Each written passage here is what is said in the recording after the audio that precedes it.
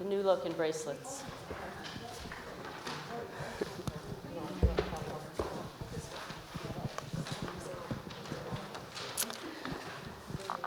Good evening, and welcome to everyone who is here in person and everyone who is joining us virtually. We're very glad you're here.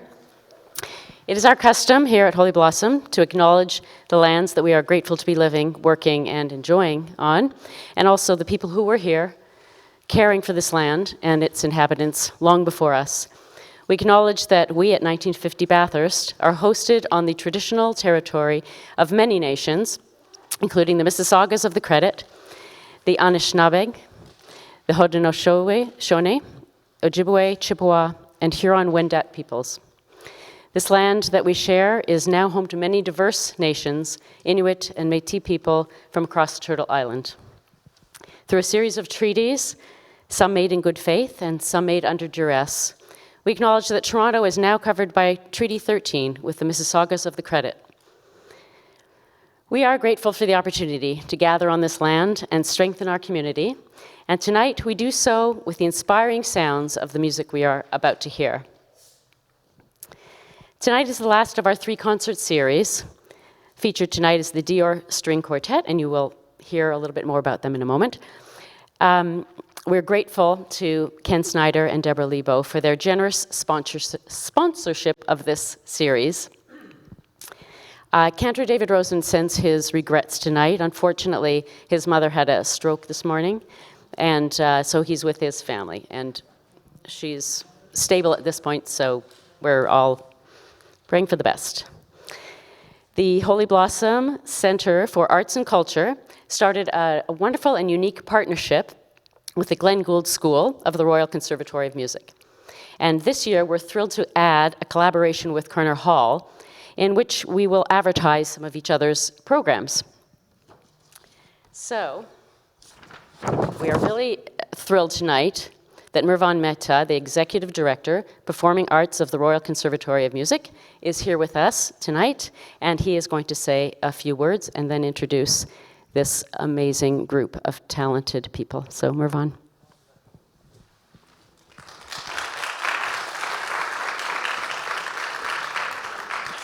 Thanks. Oh, good evening, everyone, and thanks for having us here. It's in this small room compared to Kerner Hall. Just a show of hands so I don't bore you with stuff you already know. How many people have been to Kerner Hall already? Pretty much everybody. So I don't have to tell you who we are and what we do. The Royal Conservatory actually just turned 135 a couple of days ago, but Kerner Hall is just starting its 13th season. We won't count the 12th because we didn't do anything all of last year, but we're now in our 13th season.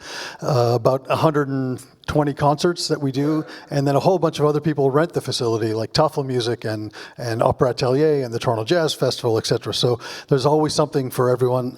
We're almost 6 nights a week we have a concert. So if you haven't been yet, come on down, go to our website and see what's happening. I do want to just let you know, it's fairly safe to be in this environment. You all had your vaccine passports and your green check marks, etc. We do the same thing at Kerner Hall. So if you're nervous about going to a bigger venue, don't be nervous. Come on in. We're keeping everyone a little bit socially distanced. We have usually at least a seat between each couple or each quartet, however you arrive to the theater, until January, in which case we hope to get back to 100%. We've had about 15 concerts so far, and they've all gone off well, although I would say that almost every concert has had a little mishigas in the middle. Someone didn't get a visa, someone got COVID, someone got sick, and it goes on. And I think that's our new normal, frankly, for the rest of this year, and then till we get to next year. But concerts do go on. We haven't canceled anything yet. We've just postponed a lot. Lindy mentioned that we have a new partnership with Holy Blossom, and thanks to Cantor Rosen. We have 3 Israeli concerts. We have a lot of Jewish musicians coming through, but we have 3 Israeli artists coming this season. Pinka Zuckerman and the Jerusalem String Quartet was with us just a couple of weeks ago. This Friday, we have a double bill jazz concert with a Trinidadian band called the Etienne Charles Quintet and Israeli jazz trio led by Guy Mintus. Anybody know Guy Mintus? You know him? He's got a new record. It's all Gershwin. He's going to come and play that. It's his second time in Kerner Hall because he came a few years ago. There was a double bill of Noah and Mira Awad, and he was Mira Awad's pianist, and I fell in love with him and said, whenever you want to travel with your own band, give me a call and we'll bring you to Kerner Hall. So he's coming on Friday night, so hopefully you can come if you're able. And then in March, on a Monday night in March, we have what's called the Galilee Chamber Orchestra coming. That's a chamber-sized orchestra, about 25, 27 people on stage, from Nazareth. They're only doing 2 concerts in North America. One is Kerner Hall and one is Carnegie Hall. So it's cheaper in Kerner Hall than going to Carnegie. We have a great program with them. John Kimura Parker, the Canadian pianist, is playing Mozart concerto with them, and they'll also play a Beethoven symphony. And the really interesting thing about the Galilee Chamber Orchestra is it's run by 2 brothers who are from Nazareth, both Palestinian, and the orchestra is half Israeli and half Arab Israeli. And it's the only orchestra in Israel that I know of, and certainly the only touring orchestra, that really is half and half Israeli and Arab Israeli. So please come to that in March. I can't remember the date exactly off the top of my head, but it's on the website. So I would like to introduce the Dior Quartet. They are brand new to the Royal Conservatory. They're all students at the Glenn Gould School. They came from the United States, although there's one Canadian, one St. Lucian, one American, and one Israeli in the group, but they formed at a university in the States, and they came to the Glenn Gould School as a quartet, not as individual players that happened to meet at Starbucks and decide to play together. They actually came as a quartet, and they're going to hopefully have a life as a quartet. Barry Schiffman, who's one of their mentors, told me that they just got accepted to compete at the Wigmore Hall International String Quartet Competition, which is probably the second biggest string quartet competition in the world after the Banff String Quartet Competition. So we're quite proud of them. So give a round of applause. They're going to play Dvorak, and then they're going to play a Canadian piece by Christoph Hatzis. So please, without further ado, the Dior Quartet.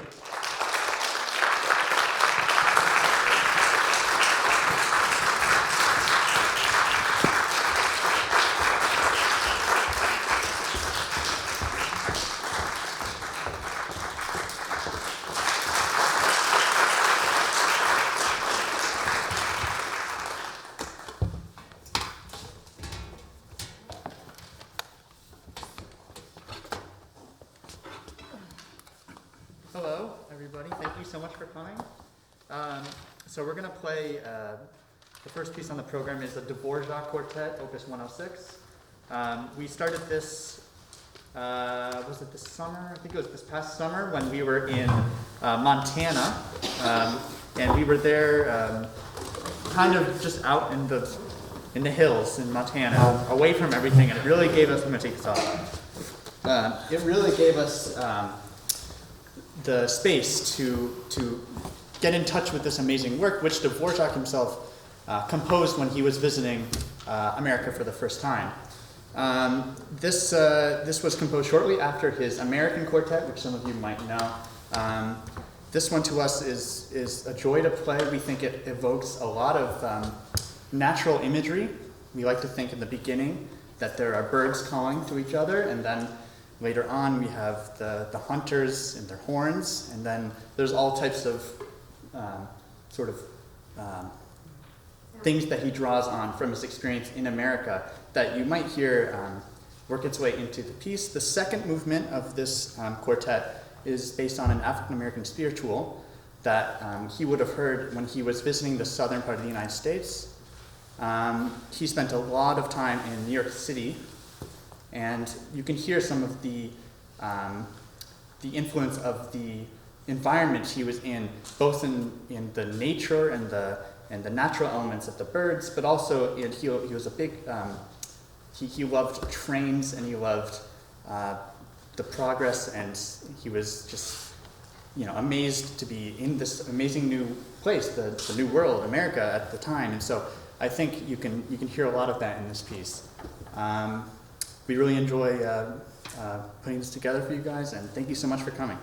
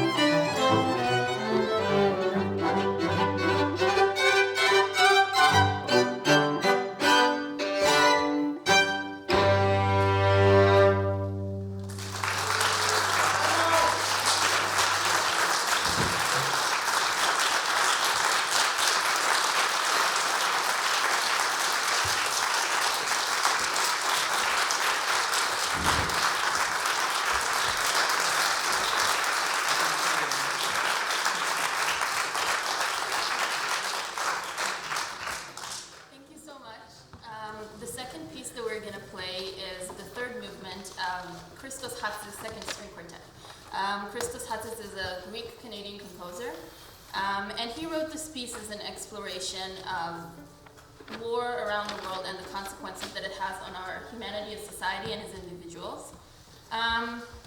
The third movement symbolizes the war itself and how it integrates into day-to-day life. So I think we can, and he also integrates a lot of Middle Eastern themes in here, so I think we can hear the market and the guns and the fighting and all. So there is also a lot of dancing and happiness and pain at the same time.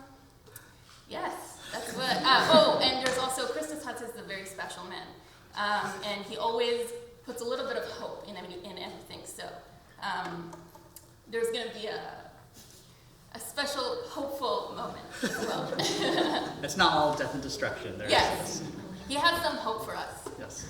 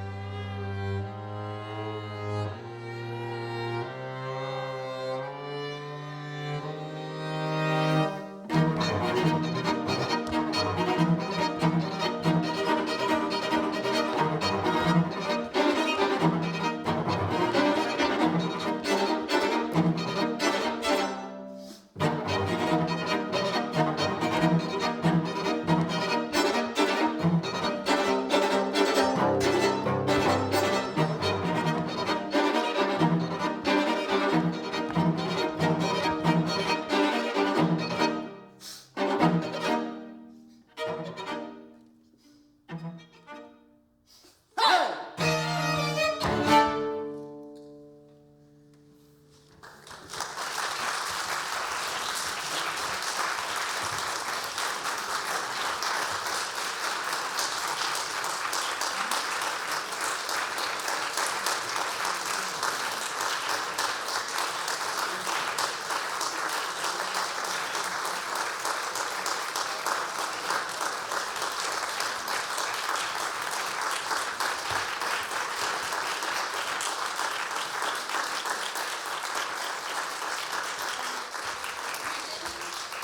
want to send you away with that kind of destruction, so we brought a Hanukkah song for next week.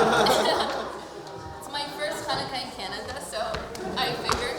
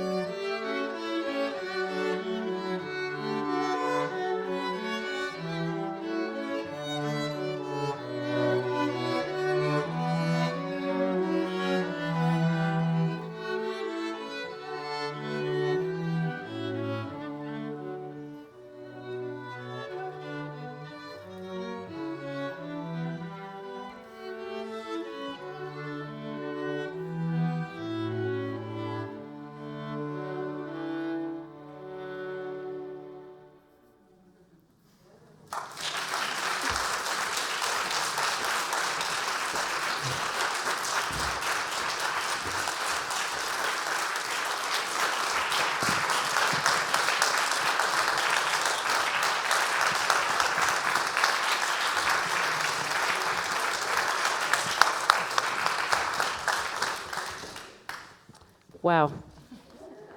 Thank you. That just was spectacular and transporting. I'm a little speechless. Let's take a moment to thank our sensational Dior String Quartet one more time.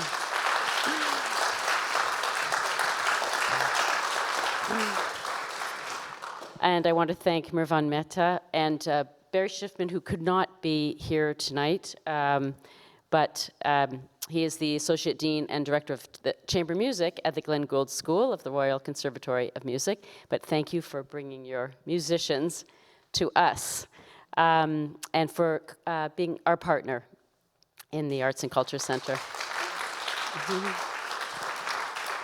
Thanks again to our sponsors, Deborah Lebo and Ken Snyder. Thank you so much.